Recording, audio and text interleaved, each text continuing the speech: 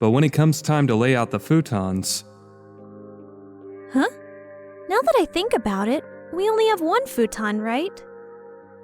Kazuna asks me while I have my head stuck inside the closet. Nope, I never said there was only one. I drag out another futon from deep inside.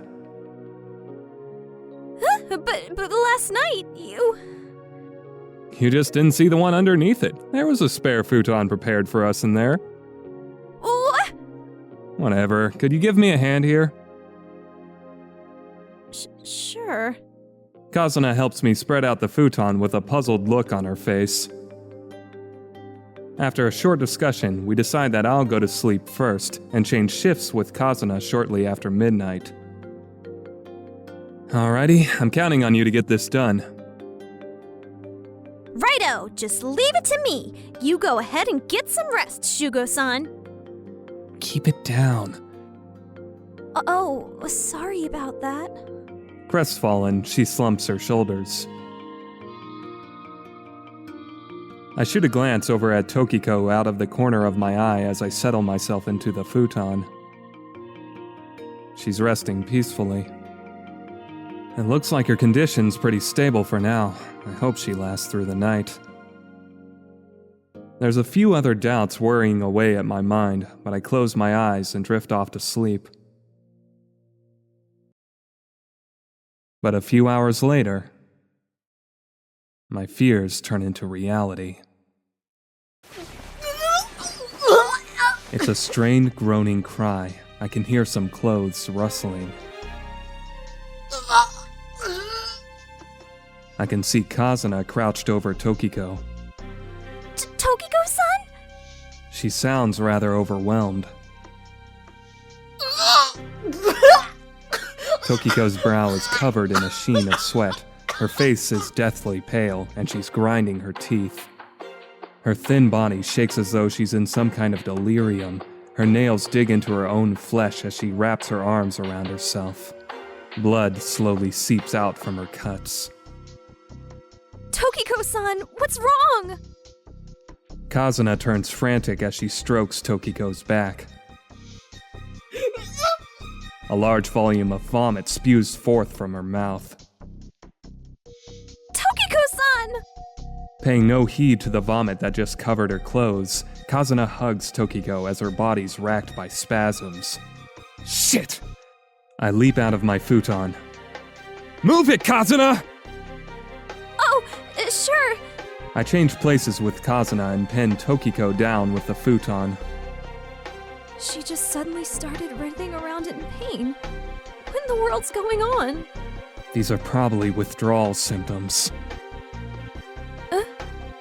I've heard rumors that Senri uses drugs in order to exercise control over their members. Just take a look at this purple bruise on the inside of her left arm. There's no mistaking what that is. I can't believe it. It looks like things are getting pretty ugly. We have to do something. I'm gonna get a doctor. You've no qualms about that, right, Shigasa Tokiko?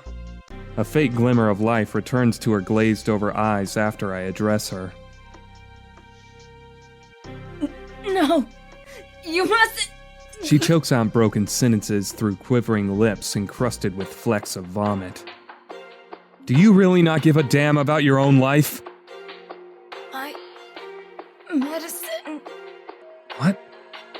inside my coat. A fierce seizure rocks her body. I use my entire body to hold her down so she doesn't wriggle away from me. Kazuna, come on! Right, got it. Kazuna scurries off as I yell at her. I found it. It's this, right? She thrusts out a coat that had been folded up and left in the corner of the room. Hey, she brought me the coat. What am I supposed to do with this? However, Tokiko's already lost consciousness. Oh shit, not good. All the strength's drained from her body, and her eyes have rolled up into her head. Her emaciated body's probably succumbed to the effects of whatever drugs she's been taking. Shugo-san, at this rate, she's gonna... I know. Give me a second. She said it was inside her coat, right? I rummage through the thick garment. There's a small leather-bound package in one of the interior pockets. Is this it? As per my expectations, there's a few ampoules with clear fluid inside, as well as a small syringe. I look at Tokiko's pale face as she draws ragged breaths, then turn to look at the syringe lying beside me. I've never given anyone a shot before. Will this really work? The mixed feelings of unease and puzzlement inside my head cause me to freeze up. Hurry, Shugo-san! Okay. I steel myself and grab her left arm. The sweat's practically dripping off my brow. There's no way to tell if this is the right drug. But there's no time left to think. From the way she's panting, I can tell that I'm going to have to act quickly. Don't hate me if I screw this up, okay? And the clear fluid inside the syringe is slowly absorbed into her body.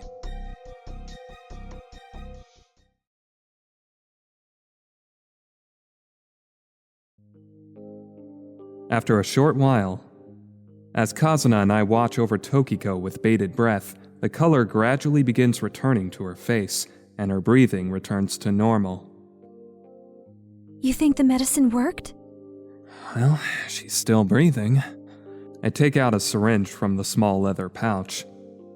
A faint yellow fluid swirls around as I hold it up to the window. I don't know anything about drugs, so I have no idea what kind of compound this might be. Why do you think Tokiko-san was using it? Beats me. Maybe she wanted to experience something different. Or perhaps somebody got her addicted to this stuff. Addicted? But why? The reason is simple. It's easy to control people that way. Once you've given them a taste of the drug, the rest is simple. They won't resist you as long as you keep giving it to them. There are even some types of drugs that will let your body resist the effects of fatigue. I say that's pretty convenient for those Senri members. But if they're going that far... Hmm? If they're going as far as to control their members like that, what exactly is this cult trying to accomplish? That's what we're going to try to find out. After a moment of silence, Kazuna lifts her head up. I'm going to wash Tokiko-san's clothes. At this ungodly hour? Why don't you just do it tomorrow? But she might feel like it's gross to sleep in those dirty clothes. Kazuna disappears into the kitchen.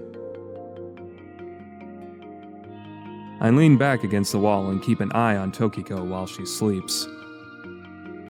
She's barely got any meat left on her bones. Hell, even her cheeks are sunken and pale.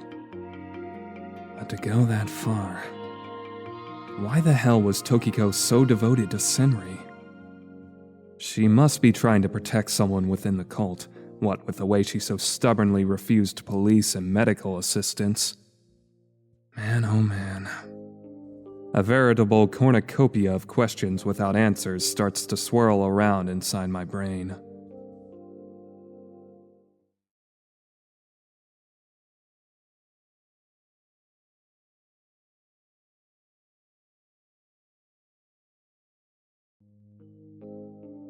It's already light outside by the time I come to. I kept thinking and thinking about things until the break of dawn while watching over Tokiko, but... It looks like I drifted off at some point. I can hear the loud clamor of the city coming through the window. It appears as though it's nearly noon. Nuts. Kazuna was completely right. Well, that's shameful. I'm the one who said I'd be fine staying up all night, too. Speaking of Kazuna, it looks like looking after Tokiko has sapped her of her strength. She's asleep, wrapped in a blanket at Tokiko's side. It's then that I notice. At some point, Tokiko had sat up and is staring blankly out the window. So she's awake. Hey, you. She still looks a bit pale, but it's not as bad as it was yesterday. Rather, she seems a lot more dignified now.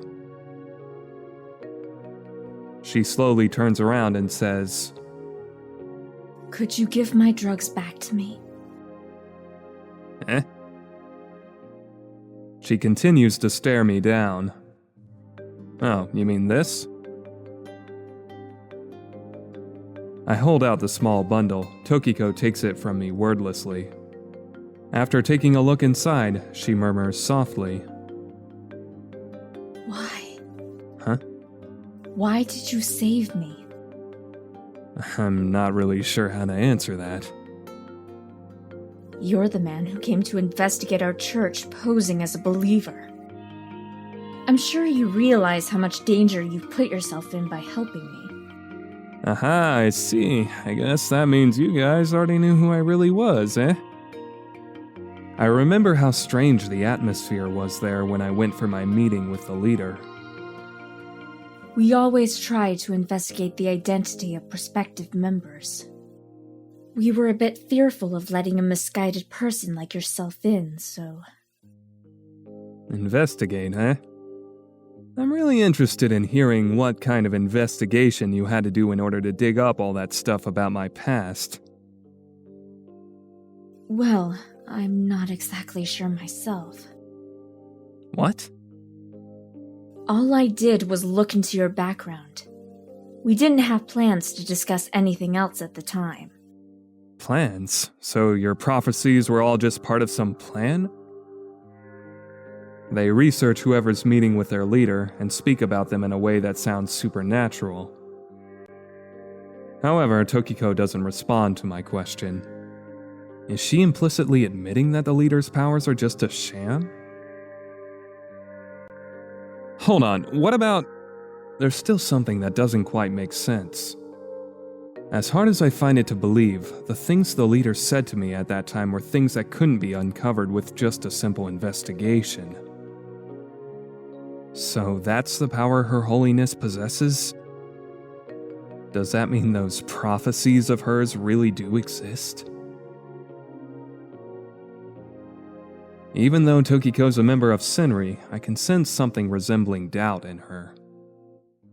Do you really believe that stuff? Does your leader really have some kind of supernatural power? My questions are answered with silence. I don't know. From the very beginning, everything was just... From the beginning. However, she's already sealed her lips.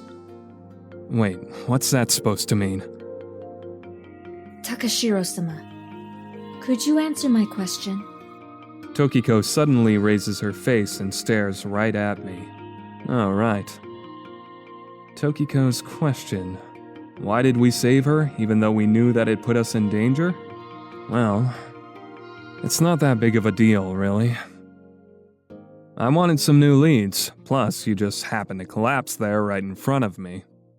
I thought that you might be useful in some way, so I saved you. That's pretty much the gist of it. So, you're saying that it was all for your own sake? Something wrong with that? No. That's a perfectly reasonable way to look at it. You did nothing wrong, Shugo-sama. It's just that...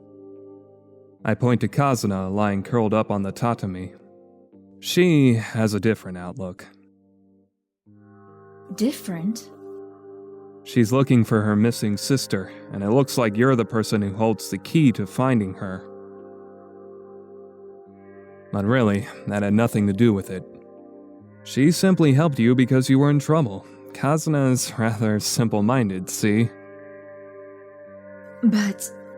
I can't believe that she would just help anybody without expecting anything in return. I can't believe it either. It's the first time I've seen someone willing to clean up someone else's vomit without thinking about what they'll get in return. Tokiko's cheeks flush slightly pink. What, did you forget already? Last night you barfed all over your own clothes and... You got a problem with that? What? What's going on? Kazuna leaps up from the tatami, startled by Tokiko's shout. Huh? Huh? She looks at me and Tokiko in turn. It's nothing, really. Sorry for waking you up and all. I say, suppressing a smile. Right. Kazuna nods, a look of confusion on her face.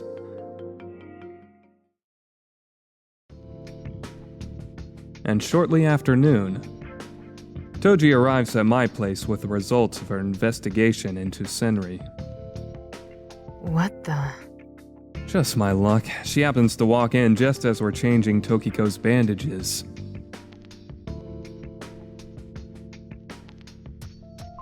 I know it's chilly, but just deal with it for a bit longer, okay? Kazuna is using a wet cloth to deftly wipe down Tokiko's back.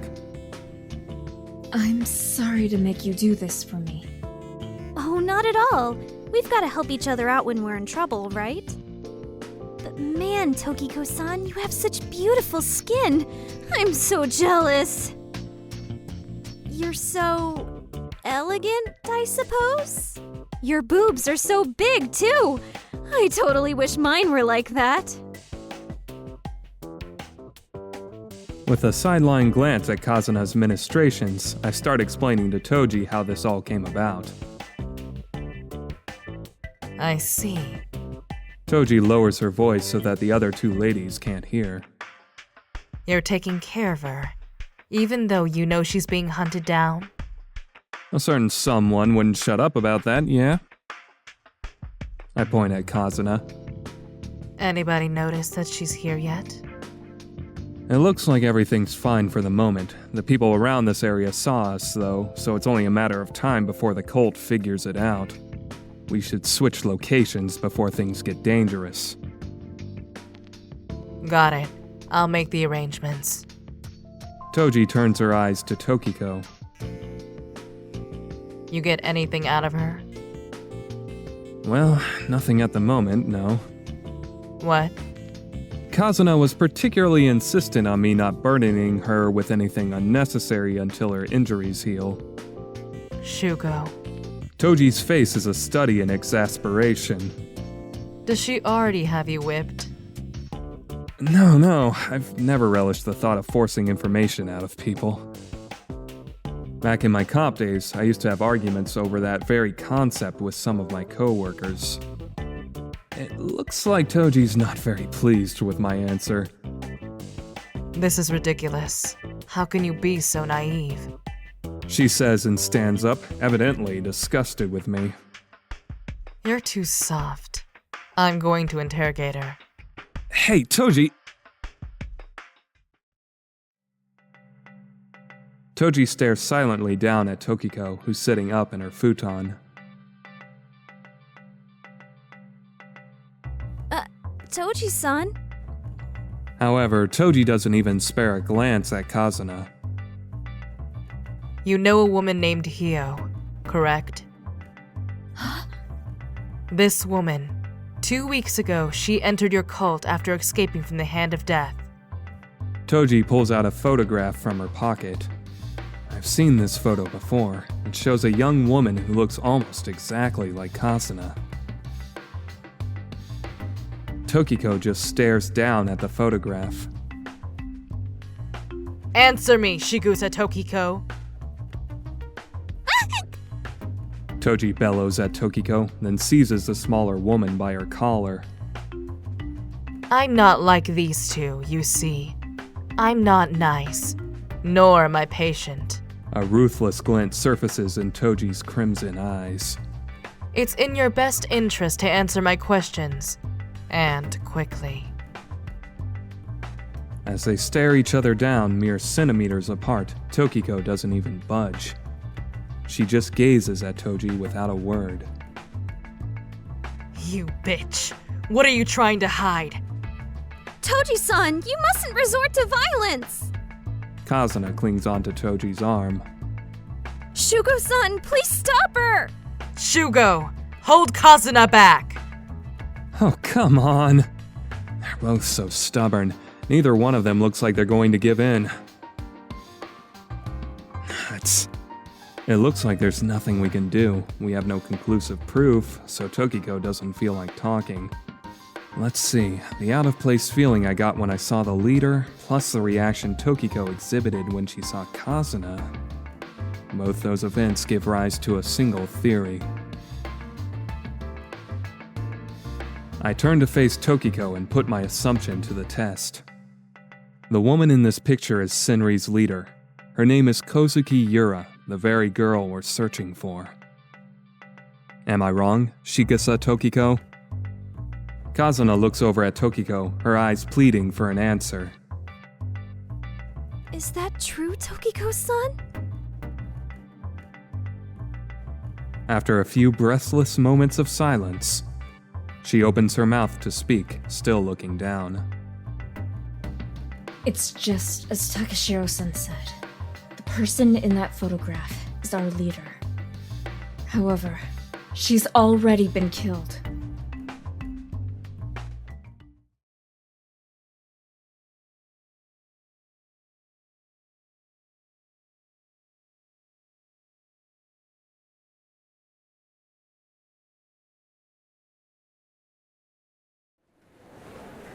I puff on a cigarette as I sit among the noisy crowd inside Milk Hall, waiting.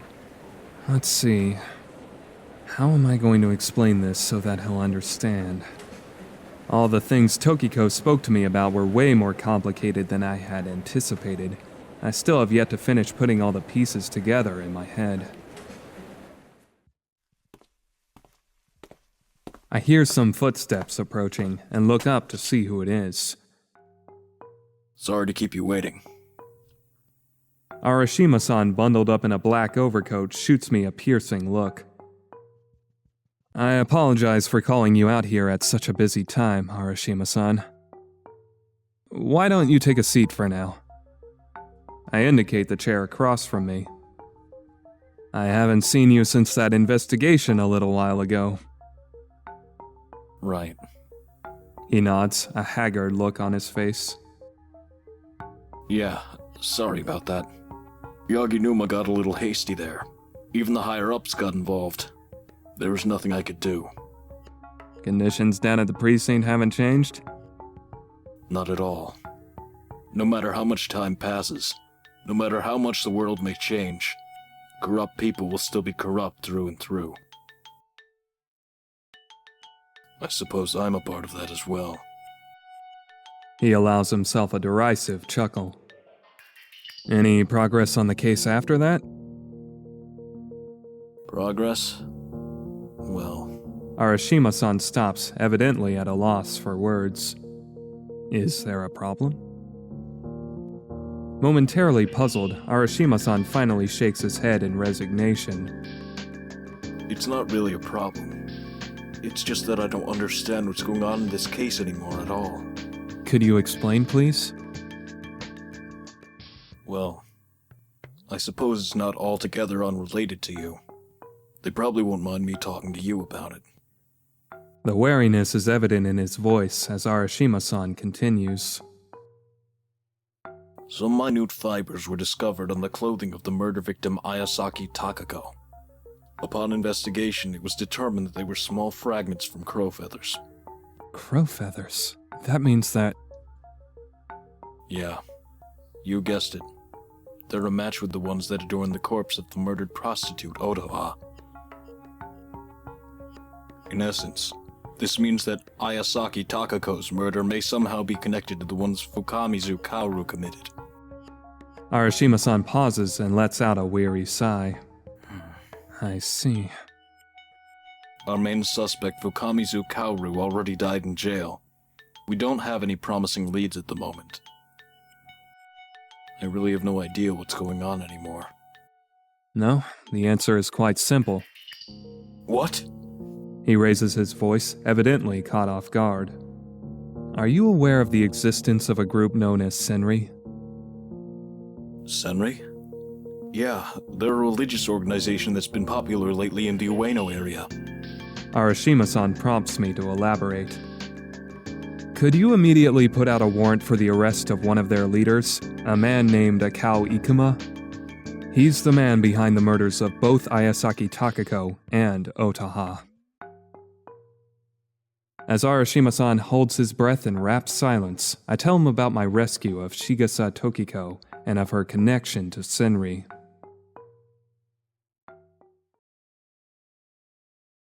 I see. So you're telling me that despite her being one of the leaders of Senri, she fled from the church and is being pursued? Okay. I understand everything up until there, but how on earth is all this connected to the murders going on in Ueno? Well, here's where things start to get interesting. I start to explain everything I had heard from Tokiko. It's a tale involving the history of Senri, as well as Akao Ikuma's crimes.